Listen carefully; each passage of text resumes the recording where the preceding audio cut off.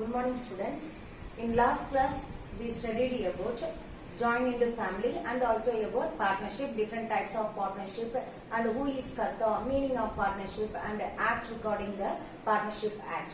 Okay, today we are going to see about joint stock company. Okay, so in joint stock company, what is the meaning of joint stock company and also about types of company, limited liability, advantages of joint stock company as well as disadvantages of joint stock company. This is the concept we are going to study today class. Okay.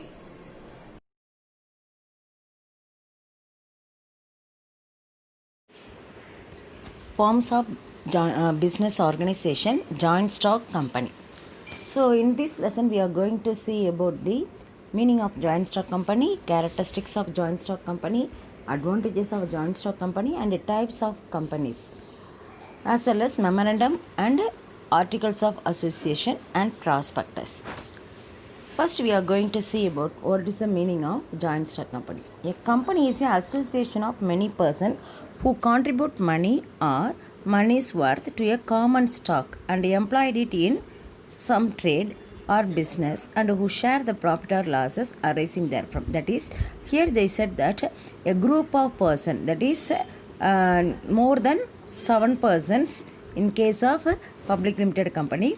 So more than 7% and the maximum number of person is unlimited for company. Okay, here more persons contribute money in order to start a business and they share the profit or loss. Okay, whatever it may be, as the case may be, they share the profit or loss arising from it. Okay, so this is the meaning of company. So it is a association of person. Company is nothing but it is a association of persons. The persons are contributing money. After that they are engaged in, they are using that money for doing some business, that is it is a lawful business, and from that business some profit or sometimes loss also occurs. So whatever case it may be, they can share it. This is the meaning of joint stock company. So joint stock companies is governed according to the Act, Companies Act 2030. That is, earlier Company Act is known as Companies Act 1956. Then after that it is governed by the Companies Act 2030. The Act has been divided into 29 chapters and 470 sections. Okay, so this is regarding the Act. So the Act came into force on 12th September 2030. So the company is nothing but a association of person who contribute money in order to doing a business and they are sharing the profit or loss from that business. Okay, then it is covered under the Companies Act 2030.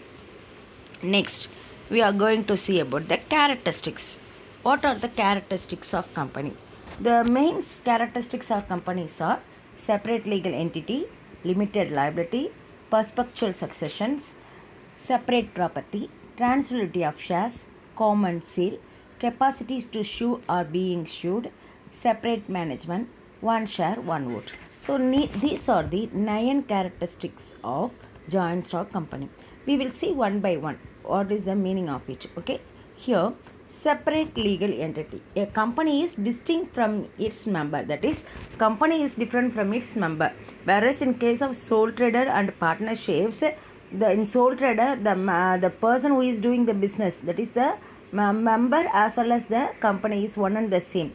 Whereas in case of company, it is distinct and different from its member. It has its own seal and its own name as well as its own assets and liability separately distinct from its members. So it has separate legal entity.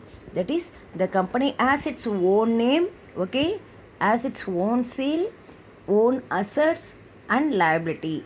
It is distinct from these members, those of its members. Okay, so it capable of owing property. That is, sometimes if money is needed, means in such a case the company borrowing money by using its own name and the seal. Okay, not the name of the members. It is raising money by using its own name. Okay, therefore company is distinct from its member, it is separate legal entity. It has some separate legal entity to do business using its own name and seal. Next, limited liability. So, in sole trader and partnership, the liability of partner is unlimited, because here the unlimited liability means in case of any debt arising, in so those case, the property of the office as well as the private property of the shareholders, or sometimes it may be the members or partners, whatever it may be, are liable to pay the debt of the concern. Whereas in case of company, it is limited, means a member is liable to pay only the uncalled money due on shares held by him. That is, here the personal property of the shareholders are not held responsible. Okay, so this is the meaning of limited liability. That is, the private properties are not held responsible for repayment of loan or debt arising from the company. So this is limited liability. But a member is liable to pay only the uncalled money due on his shares. Okay, then next one is we are going to see about perpetual succession. A company does not exit unless it is specifically wound up. What is meant by wound up? It is closing up. So if the company is closed, means it does not exit. So membership of a company may keep on changing from time to time, but that does not affect the life of the company. For example, if the shareholders wants to transfer his shares, means he can sell it to another person, but the shares, the shareholders only changed, not the shares. That is, here it is changed, the shareholders name only changed, but the company is existing even though one shareholders exit the company. That is, if after selling of the shares, the transferee is become the shareholder of the company. Okay, so a company is created by law and it can be wind up. Wind up means closed only through legal process. Okay, some legal process is there. Okay, otherwise it is it has yes perpetual successions. Okay, then next we are going to see about characteristics of company, that is separate property. Already I said in limited liability itself, a company is distinct legal entity. Members cannot claim to the owner of the company property during the existence. That is, the member cannot claim the company's assets. Okay, because it has separate property distinct from its members. Then transferability of shares. Any shareholders may transfer his shares to any other person. That is, he may sell his shares to some other person if it is a public limited company. And the transferee step into the shoes of the transferor after the acquisition of the shares. Okay, there are restriction in transferability of share in case of private company only. Otherwise, the shareholders are freely transfer his shares to any other person. When the shares are transferred, the transferee steps into the shoes of the transferor after the acquisition of the shares. This is regarding the transferability of shares. So we finished nearly 5 characteristics. Next we are going to see about the common seal. This common seal is used in each and every affairs of the company matters. So a company is an artificial person and does not have a physical presence, thus it acts through its board of directors. That is, the board of directors managing the business by using this common seal. So common seal is the official signature of the company. So name of the company must be engraved on the common seal. Any document not bearing this seal, the company may not be accepted as authentic and may not have any legal force regarding the any matters. Okay, so a common seal is very, very important in order to run a company. The next one is we are going to see about the capacity to sue and being sued.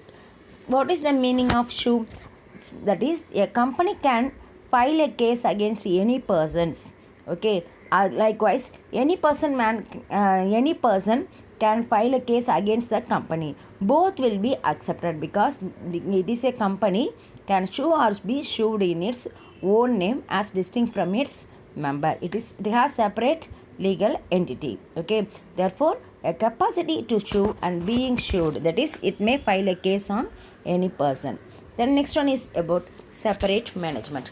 The management company is administered and managed by a managerial person, that is the board of director, who is appointed by the companies. Okay, the shareholders are simply the holder of the shares in the company. They need not necessarily the manager of the business. Sometimes the shareholders become the board of directors, but they need not manage the company, or they need not become the manager of the company. That is, the company is managed by a board of directors.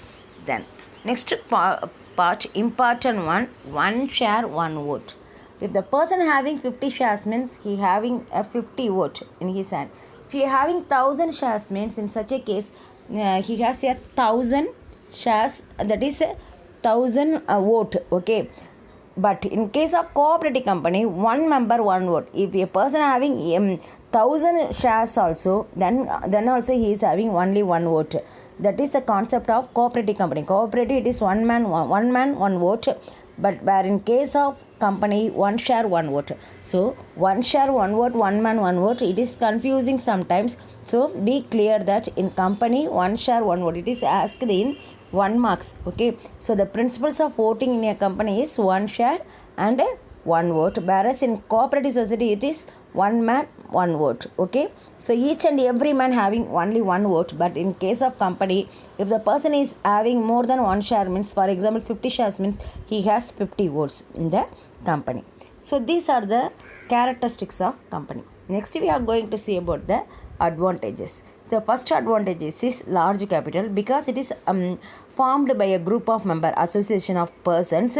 If each and everyone is contributing some amount means, usually the capital becomes very large compared to sole trader and partnership.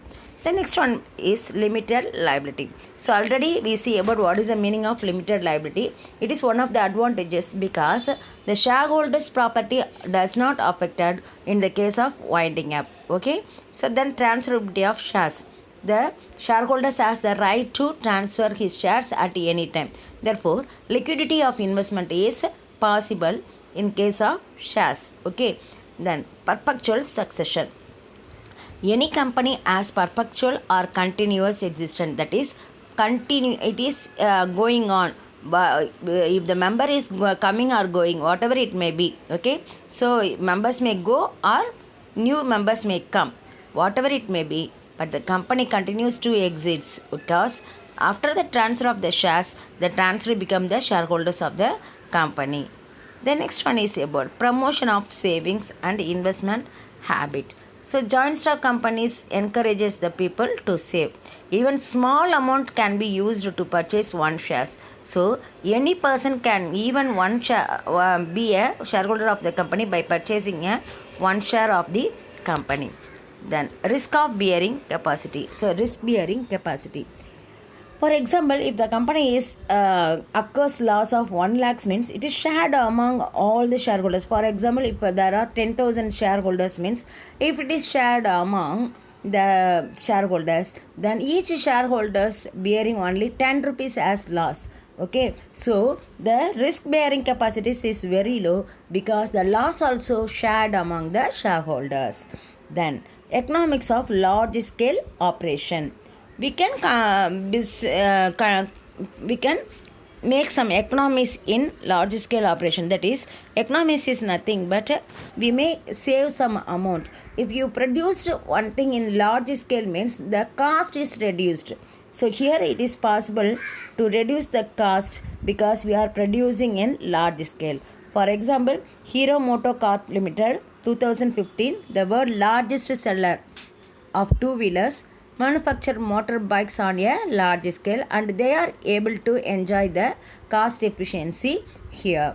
Okay, next we are going to see about the economic development, because they are joint stock company is useful for rapid growth of an economic development, rapid growth of very many industries, trade in many countries. So they encourage large employment opportunities and promotes regional development and contribute to the sustainability of the government by way of taxes. So these are the 8 advantages regarding the joint stock company. Next, we are going to know about what is the meaning of that is the disadvantages of a joint stock company. Costly and difficult to form, because there are many formalities are needed in order to start a company. So to observe these formalities, the promoters have to spend much time and money. So it is very costly and as well as difficult to form a joint stock company. Scope of dishonest and unscrupulous management. The director manages the company with the help of the paid officer. Therefore, the paid officers are sometimes dishonest. In such a case, they may misuse their power as well as positions. Then next one is about management oligarchy. A few rich person may secure control over the affairs of the company. It leads to oligarchy, because oligarchy is nothing but a small group of people having control over the company. So it leads to oligarchy, the management oligarchy. Then speculation. A few individual may corner the share. Here also the same things. Few individual corner the shares. They buy more shares in order to control over the business. Then lack of interest. The officers of the company do not efficient to work hard because they are not the owners of the company. Okay, they are just the managers of the company. They lack initiative. Lack of good labor relations. In sole trading business, personal supervision is possible, but in case of company, it is not possible because the paid laborers are appointed. Sometimes they are inefficient. As a result, there is a scope of more industrial dispute in the company. So these are the points relating to company. So disadvantages of company. Okay. Then next one we are going to see about the types of company. Okay, what are the types of company? Here the first one is chartered company. The first topic is related to chartered company. Before going to the types of company, we will see the classification of companies. Table is given here, some chart is given here. Classification of company, the flow chart it is given. First one is about incorporation, membership, member by liability, member by the classification of companies under control, and nationalities. So the companies can be classified on the basis of incorporation, membership, members liability, control, and nationality. In case of incorporation, there are three categories. One is chartered company, another one is statutory company, then association not for profit. In membership, it is public and private. On the basis of member liability, it is limited by shares, limited by guarantee, and unlimited liability. On the basis of control, it may be divided into government company, holding company, and subsidiary company. On the basis of nationality, it is domestic company, foreign company, and a multinational company. So these are the companies, that is types of companies which is prevail in our country. Okay, the first one is about chartered company. Chartered company is established by the king or queen of the countries. So example for this is East Indian Company of England, Hudson Bay Company, are the examples for this chartered company. Next one is about statutory company. Statutory companies are it is established by a special act made in the parliament. Okay, so in this statutory company, it is mentioned MOA and AOA. MOA is nothing but Memorandum of Association. Okay, it tells about the constitution of company, whereas AOA tells about the day-to-day management of a statutory company. Some examples of statutory company are SBI, IDBI, LIC, Food Corporation of India. All those things comes under the category of statutory company. Then association not for profit. So the license will be granted only in case of association not for profit. In other words, the central government will grant the license only if it is satisfied some conditions. Such a company may be a public or private limited company and may or may not have a share capital because it is run not for profit. Okay, it is the association not for profit. The motive is not for profit. Then classification of companies on the basis of membership. On the basis of membership, it is divided into on the basis of membership, we can divide the companies into public limited company and private limited companies. So public limited companies, private limited companies, the minimum number of shareholders is 2. Okay, whereas in the case of public limited company, the minimum is 7. The minimum number of shareholders in case of public limited company is two shareholders and 2 directors. Okay, so this is recording the minimum number of private limited company. Okay, then they sell the something recording the private limited company. The points are maximum is 200% and can become the shareholders in a private limited company.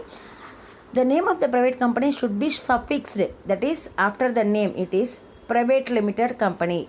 For example, Scientific Publishing Service Private Limited Company. So like that, the from the that is the name of the private company should be suffixed with PVT. Okay, so the next one is about the restriction. That is, in case of private limited company, the transfer of shares is restricted. So this not only that, the minimum paid up capital is 1 lakh in case of private limited company. So private limited company is the minimum 2 persons, maximum it is 100%, then 200%.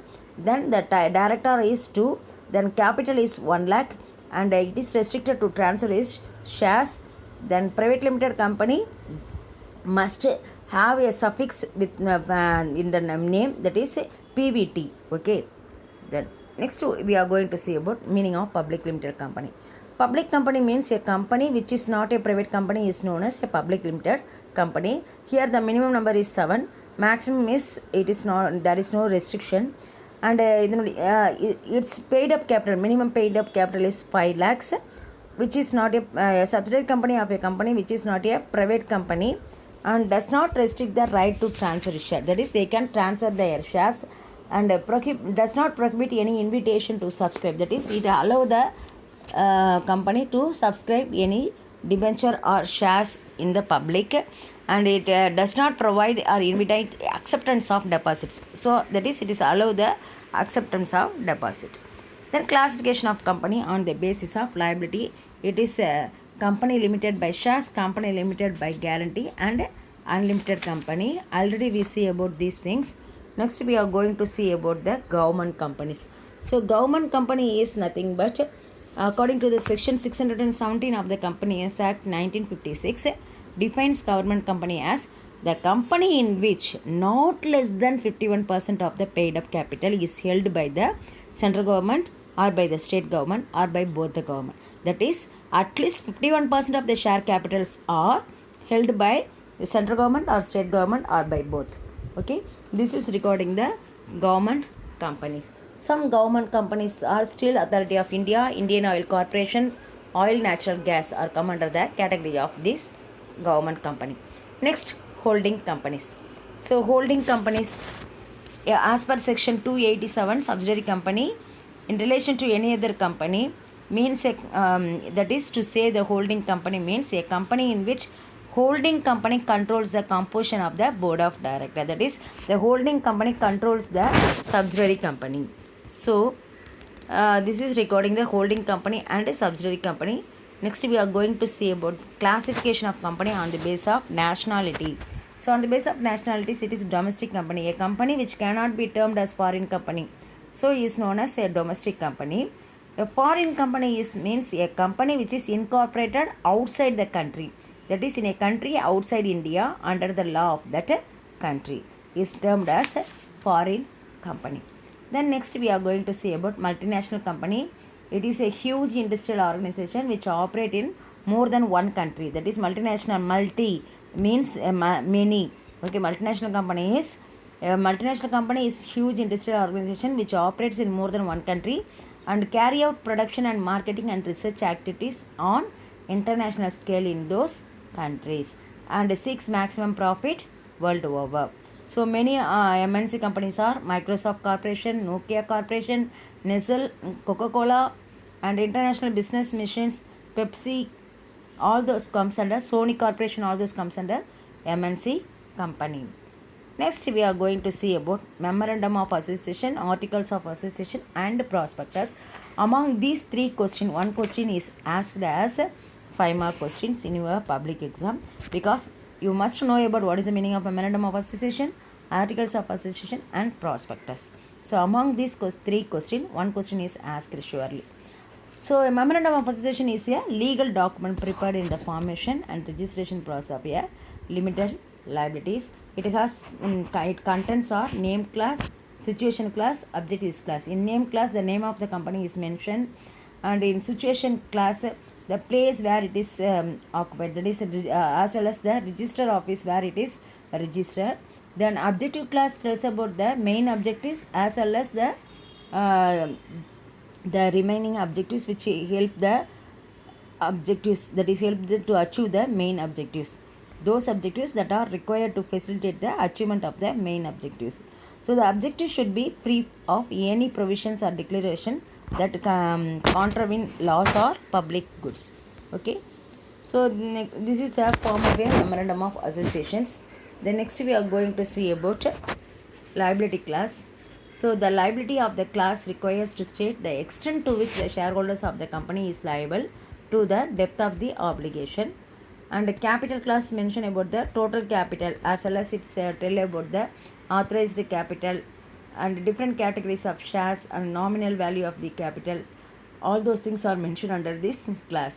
Association class confirms that shareholders bound by the MOA, and it is required to summon members to sign the MOA for the public company, not less than 2 for private limited company.